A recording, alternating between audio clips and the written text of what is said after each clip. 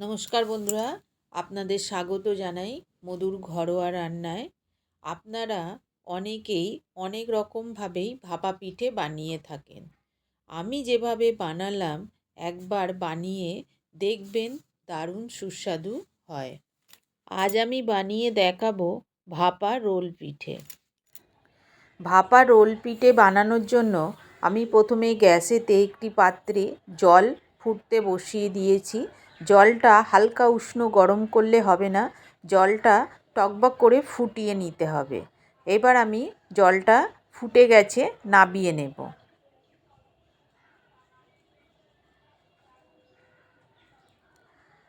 আরেকটি পাত্রে আমি 2 কাপ চালের গুঁড়ি নিয়েছি। চালের গুঁড়ির মধ্যে সামান্য পরিমাণে একটু নুন দিয়ে ভালো করে মাখিয়ে নেব চালের গুঁড়ির সঙ্গে।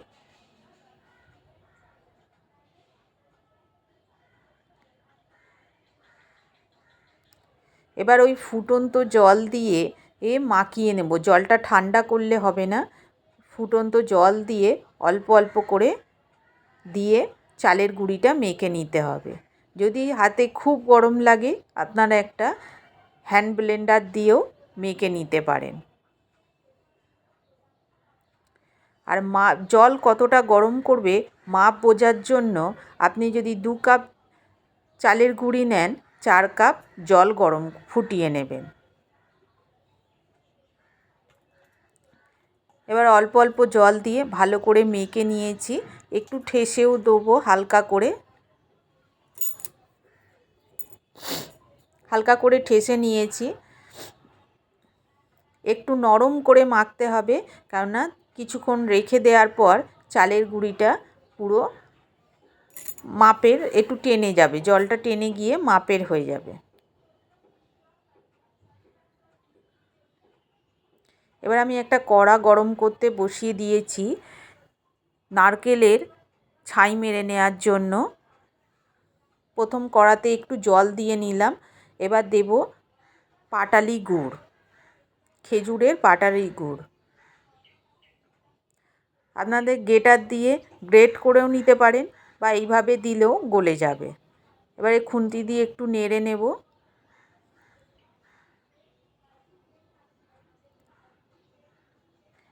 নেড়ে নিয়ে 2 মিনিট রাখার পরেই দেখবেন গুড়টা পুরো গলে গেছে। গুড়টা যখন টকবক করে ফুটবে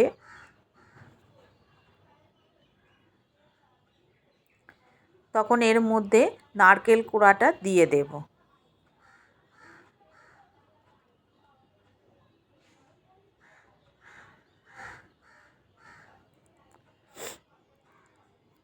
এবার একটু ভালো করে নেড়ে নেব।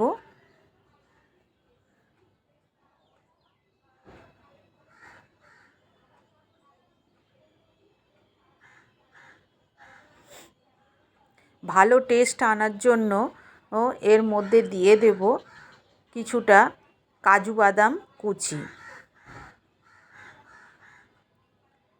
দেব আর একটু আমন্ড কুচি,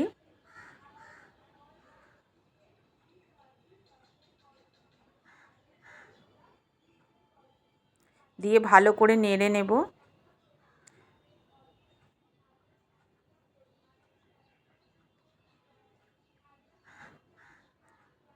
এবার দেব 4টে ছোট এলাচ,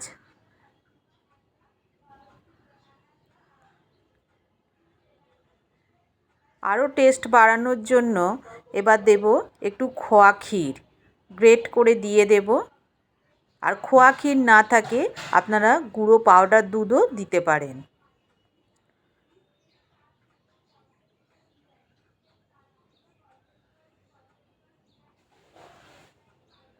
গ্রেট করা হয়ে গেছে।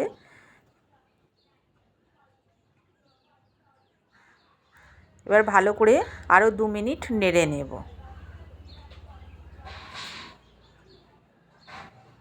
একদম শুকিয়ে ফেলবেন না, একটু নরম থাকতে থাকতেই এই রেখে নামিয়ে নেবেন, কেননা ঠান্ডা হলে আর একটু টেনে যাবে।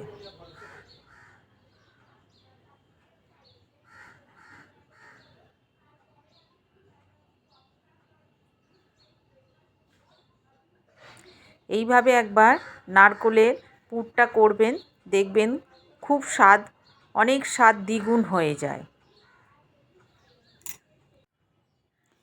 আমি যেভাবে ছাই মারলাম নারকোলে, আপনারা এইভাবে নাড়ু হিসাবেও এইভাবে ছাই মেরে খেতে পারেন।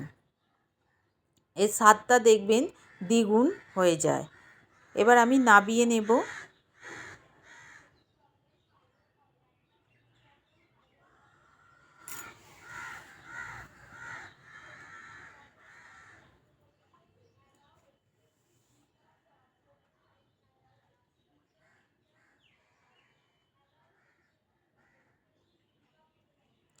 এবার ঠান্ডা করে নেব।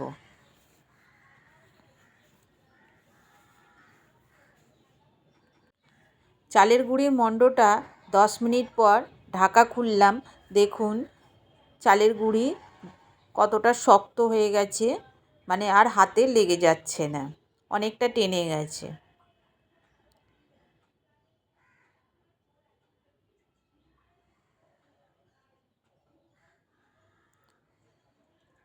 এবার আমি দুটো লেচি কেটে নেব।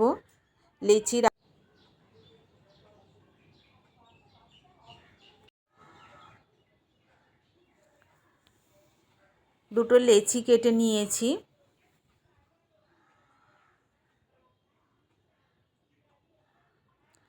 লেচিটা ভালো করে গোল করে নিয়েছি।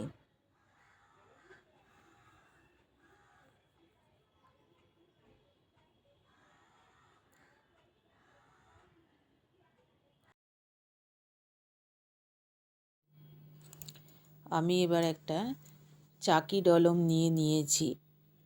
এর মধ্যে চালের গুঁড়ি দিয়েই বেলে নেব। হালকা হাতে বেলে নিতে হবে, এটা রুটির মতো চাপ দিয়ে করলে হবে না। এপিট ওপিট করে পুরো চাকির সাইজেই আমি পুরোটা করে নেব।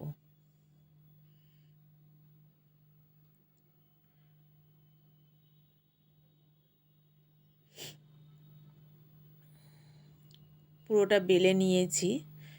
এবার নারকোলের পুরটা ঠান্ডা হয়ে গেছে, ঠিক মাঝ বরাবর নারকোলের পুরটা দিয়ে নেব।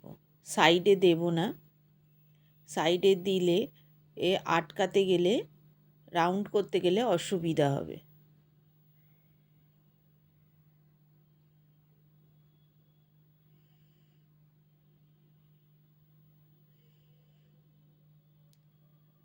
এবার এক পিঠ করে রাউন্ড করে নেব, আর হালকা করে একটু চিপে দেব।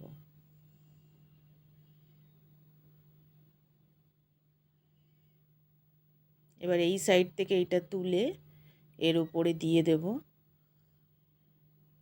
দিয়ে হালকা করে মুড়ে নেব। সাইডটা একটু হালকা করে চিপে একটু ছোট্ট করে মুড়ে দেব, যাতে নারকোলের পুরটা বেরিয়ে না যায়। এই সাইডটাও সেম করব।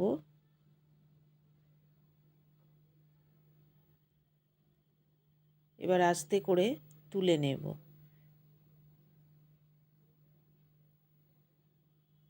নিয়ে একটু ভালো করে শেপ দিয়ে নেব। এইভাবে আমি আরও একটা তৈরি করে নেব।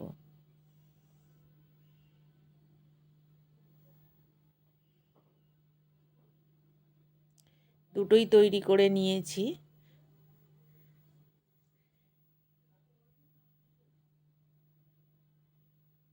এবার একটা থালা নিয়েছি, ফুটো থালা, যাতে ভাপটা ওর ওপর দিয়ে বেরোয়।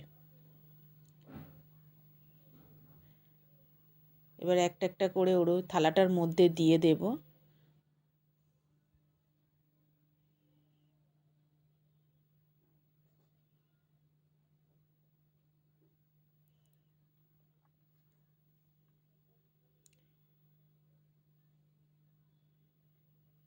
আগে থাকতে আমি জল ফুটতে বসিয়ে দিয়েছি, জলটা ফুটে গেছে।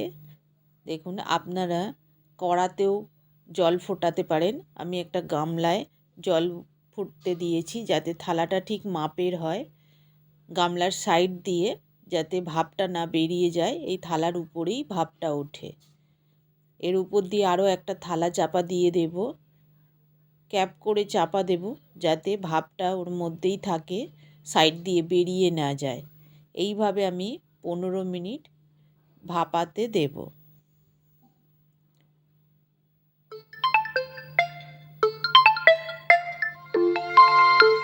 15 মিনিট পর ঢাকাটা খুলছি।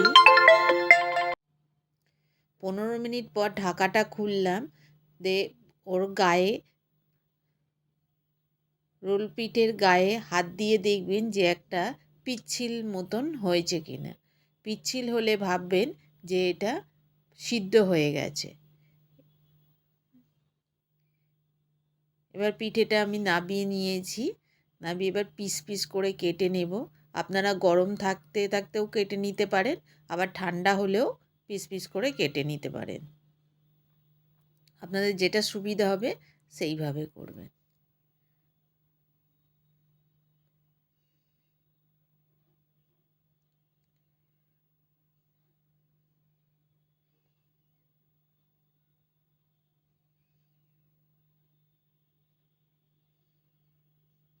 পিস পিস করে সব কেটে নিয়েছি। এর ওপর দিয়ে এবার আমি নলেন গুড় ছড়িয়ে দেব।